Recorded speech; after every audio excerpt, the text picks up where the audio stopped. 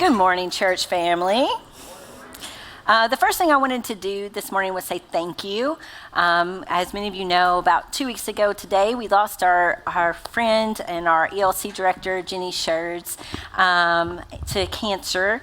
And I invited you all to show up and to love on our Early Learning Center teachers in the wake of that. And you all just went above and beyond. We have fed them 2 Cracker Barrel breakfasts, and they have greatly appreciated that. And then we have so much money left over, we're going to be able to bless them again. And so I just wanted to say again, thank you for being who you are and for loving people as extravagantly as you do.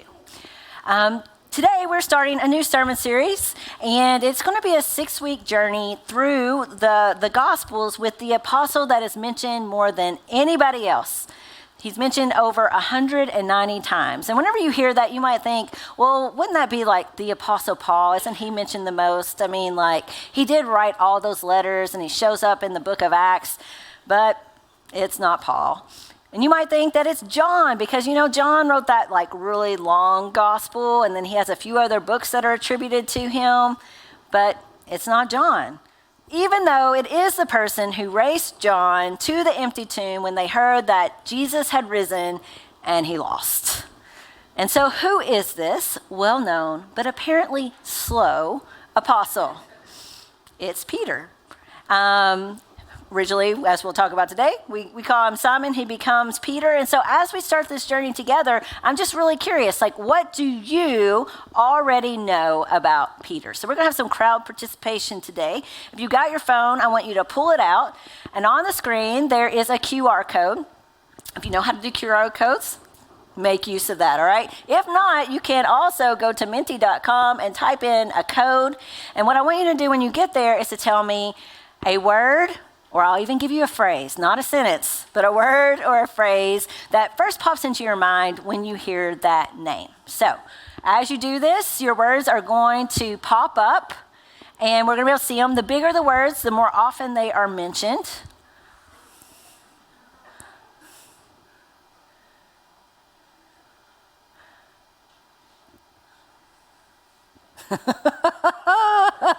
These are good. These are good. All right. You can keep them coming.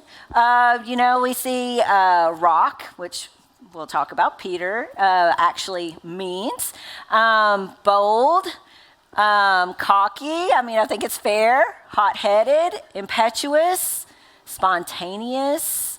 I think my favorite I've seen is slasher.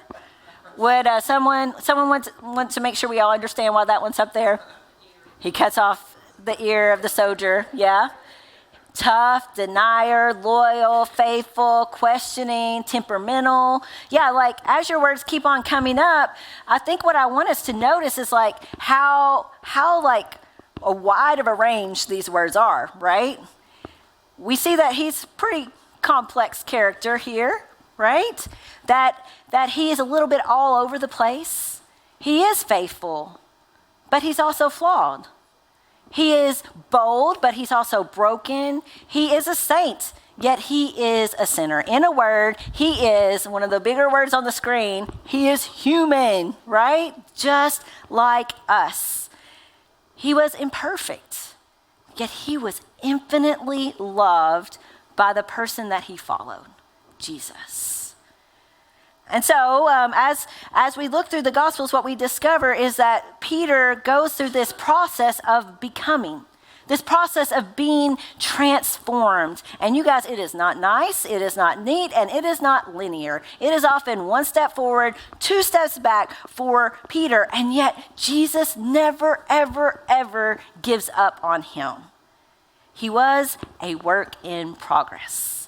And so here's my prayer for us as we go through this series, that you and I, that we would become a little bit more okay and accepting of the fact that we are works in progress. And my prayer is that not just in our heads, but deep, deep, deep down in our souls, that we would come to understand more fully and to grab a hold of the fact that the same love and the same grace and the same patience that Jesus showed Peter, he shows to us. You see, here's what Jesus does. He meets us right where we are. And then he calls us to become the person who we were created to be in the first place. He's not like at the finish line, like standing there with his arms folded, checking his watch and saying, you know, like, when are they finally going to get here? You know, like, when are they going to get their act together? When are they going to become perfect so that I can welcome them? No, Jesus is the one who invites us on the journey from the start. And he guides us and he encourages us the entire time not to become a completely different person, but rather for us to become more fully and more truly who we are. Now, when we first meet Peter, like we said, that's not his name at all. He is a fisherman named Simon. And he's living in this town called Capernaum, right on the Sea of Galilee. And as we learn just those few little facts about him, it actually tells us a whole lot, okay? First and foremost, what it tells us is that Simon, he wasn't really top-notch disciple material. Because if he had been, he would have already been following a rabbi around. You know, as an adult Jewish male, like if he had been a prime candidate, then here's how it would have played out for him. He would have memorized the entire Torah, the first 5 books of the Bible, by the time that he was 10 years old. Anybody got that down? Anybody? No, me neither. Okay. And then, like, if he was, like, head of the class on the honor row, then he would have continued his education. And he would have gone on and he would have memorized, like, the entirety of the rest of the Hebrew scriptures. And at that point, if again, like he was head of the class, you know, top of the top, then he would have gone out and he would have found himself a rabbi that he wanted to be like. And he would have asked him if he could become his disciple. Now, the rabbi didn't have to say yes. The rabbi got to ask them questions. They tested this person to make sure that they really were the cream of the crop, right? And so if he asked them questions and this student distinguished themselves, they showed them to be one of the best, then he would say, come, follow me. And voila, this person became a part of the religious elite. But if the rabbi questioned this student and the student was good but not great, then what the rabbi would do is look at this person and say, go and ply your trade. It was a way of saying, like, I don't think you have what it takes. You need to go and join the family business. And so again, what is Simon doing when we first meet him? He's plying his trade. He's being a fisherman in Capernaum. We don't know how far he got in his education, but at some point he hadn't made the cut to continue forward. But we don't need to feel too bad for him, all right? Because, like, at this point in time, being a fisherman, like, it was a pretty good business to be in. It was a booming industry at this point in time. It was flourishing. The rulers that be, they were doing everything they could to keep it stable so that it could thrive. And so Simon was likely doing pretty well for himself. Right there in Capernaum, he had a home, he had a family, he had a profession. And it's into that settled and respectable and already decided life that suddenly Jesus arrives. According to Luke's gospel, the very first encounter that Simon has with Jesus is at the local synagogue where people went to learn the scriptures and to worship. If you went to Capernaum today, you would be able to see remnants of that very synagogue still stand there today. You could go and you could walk around inside of it. And while Simon is there, Jesus is doing his thing, right? Like Jesus is teaching with authority. And not only is he teaching, he drives an impure spirit out of a man right before Simon's eyes. And so Simon, he's watching all this unfold and like, he is curious, right? He's a bit excited. His interest is piqued because the next thing we know, as he's probably asking himself, like, who is this guy, right? Like doing these things on the Sabbath, no less. The next thing we know, Peter, or Simon at this time in his boldness, has invited Jesus back to his house, to his home.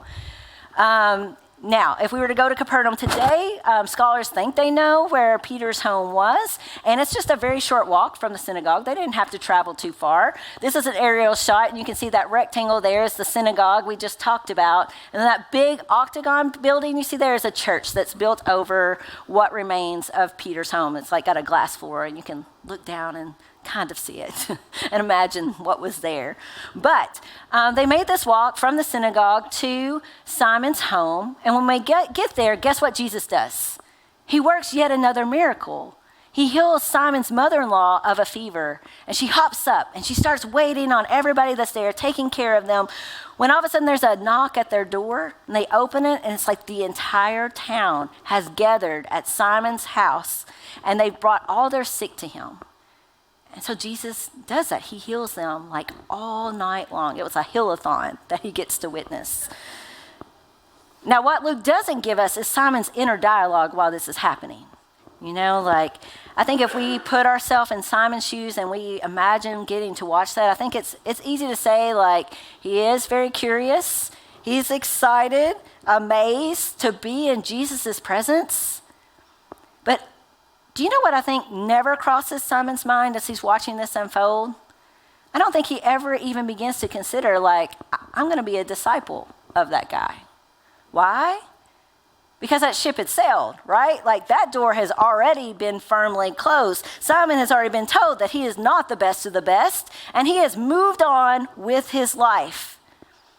And so it kind of makes me wonder, you know? It makes me wonder about the messages that you and I have received from others.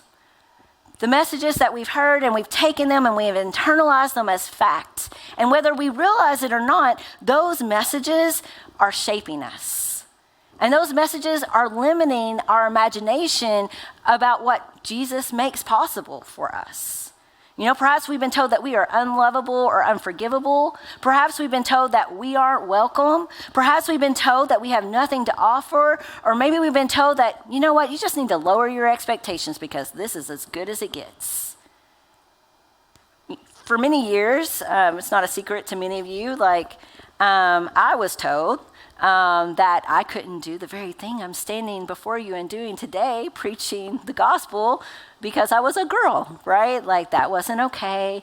And not only was it not okay for girls to do that, but the message I received was that I was wrong and that I was bad and I was sinful for even considering or sensing a call to do that thing. And the result was like I ignored that and I ran from it for a very long time. And so I get it, you know? I get how loud and powerful these messages are in our life. These messages that we receive from individuals, that we receive from our community, that we receive from the world around us, they can hold that power over us. But what if the story you have believed about yourself isn't the story that Jesus is telling? Simon, he has bought into this message hook, line, and sinker. You know, he is a fisherman. He's decided, so that's where we find him. He goes back out after witnessing all of that amazing stuff with Jesus, after encountering him. He goes back out on the Sea of Galilee, and he is plying his trade.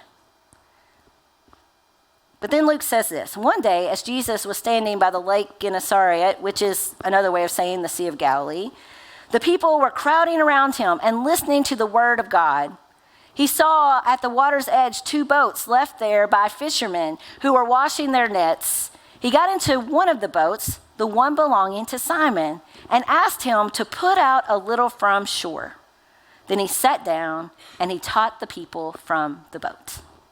Now, what we need to understand is in this particular day and time, fishermen did their job at night. Okay? They had these nets they would cast out into the water, and the fish couldn't see them when it was dark. So this was your best chance to catch the fish. So all night long, they'd throw out their nets, they'd pull in the fish, and then they would go and sell their fish when light had come. And so Jesus, in this encounter, he is not catching Simon at the beginning of his work shift when he's nice and fresh, right? No, he is catching Simon at the very end of a long night when all he wants to do is wrap up his work and head on home to relax. However, remember, Simon and Jesus, they already have history between them, right?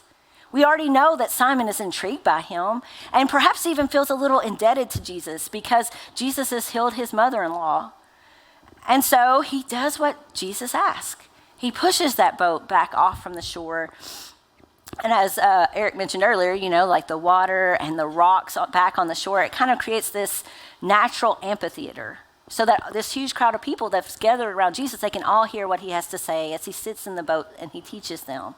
And he does. He teaches and he teaches and he teaches. And I can just imagine Simon sitting there and like taking all of this in, hanging on every word of Jesus, when suddenly Jesus turns to him. It says, when he had finished speaking, he said to Simon, "Put out into deep water and let down the nets for a catch." Okay, so let's remember the facts here, okay? Just so we're all clear. We have Simon who's already put in a full night's work and, who's fished at night for a very good reason.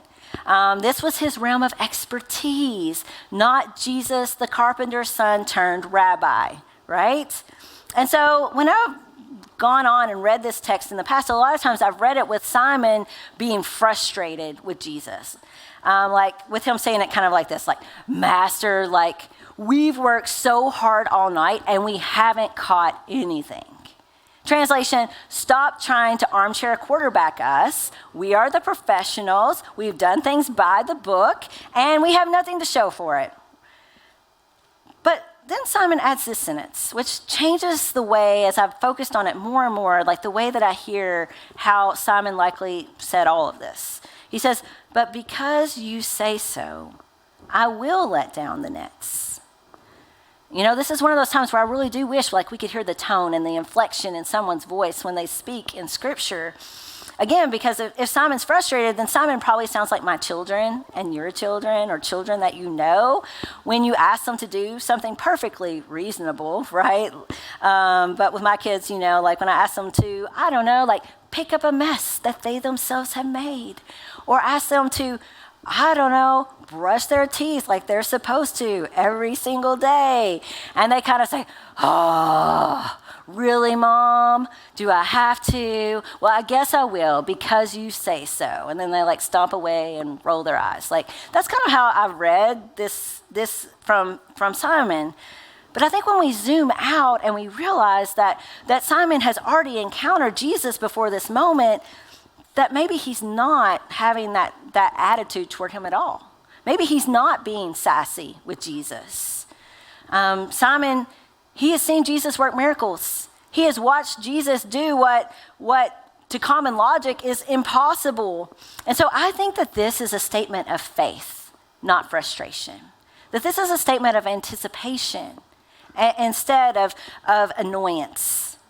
I think he's looking at Jesus and he's saying, "Because you say so, Jesus, I'm going to do it. I will go out even deeper into these waters, even though I'm exhausted. Because you say so, Jesus, I'll do it. I will let down the nets, even though I haven't caught anything all night. And all the other fishermen back on the shore, they're going to laugh at me for throwing these nets out during the daylight. I'm going to do it. Because you say so, Jesus, I will try." And so Simon does. And Luke says, when they had done so, they caught such a large number of fish that their nets began to break. And so they signaled their partners in the other boat to come and to help them. And they came and filled both boats so full that they began to sink. Here's Simon. He has yet another front row seat to the kinds of things that Jesus makes possible. But he's still not connected quite all the dots, right? Those old messages about Simon that he's believed about himself, they're still limiting his imagination about what Jesus just might make possible for him. Luke, he goes on, we see this in his reaction. When Simon Peter saw this, he fell at Jesus' knees and said, "Go away from me, Lord. I am a sinful man." For he and all his companions were astonished at the catch of fish that they had taken, and so were James and John, the sons of Zebedee, Simon's partners. He says, "Go away." His instinct is to push Jesus out of his presence. And so I'm curious, when you and I have encountered Jesus, when we have been confronted with his great love for us, when we've been confronted with his abundant grace, when we have received his great provision in our lives, have we tended to act like Simon here? Has our response been "Oh, no, go away, Jesus"? Have we refused it? and pushed it back, exclaiming like, you must have made a mistake. Like, I am not the cream of the crop. Surely you meant this for someone else who is more deserving. But here's the thing about Jesus that we need to remember. Even when we resist him, he is relentless. He doesn't give up. He just like keeps inviting us to finally catch up to what he already sees about us, what he already knows about us, that we are worthy and we are welcome in his presence. When Jesus shows up, he challenges these stories that we have believed about ourselves so that we can become the people that we were made to be. People who are so deeply loved by God that we can't help it. That all we can do is to love others as fully as we possibly can. And to do that like with our own personality, with our own gifts and abilities, through our own passions. Simon, he tries to push Jesus away that day. Go away from me. I am a sinful man. But Jesus, he wasn't going anyplace. He wasn't looking for perfection. Instead, he was inviting Simon to become a work in progress. And so this is what Jesus said to him. He said, don't be afraid. From now on, you will fish for people. Don't be afraid. Simon, he was afraid that his status and his sin had disqualified him from following Jesus where he was leading him. And what about us? What is the fear that is holding us back from seeing and from saying yes to the possibilities that Jesus holds out to us? You know, fear that maybe we don't have what it takes, fear that we've missed our window, fear that we aren't deserving of him or his goodness.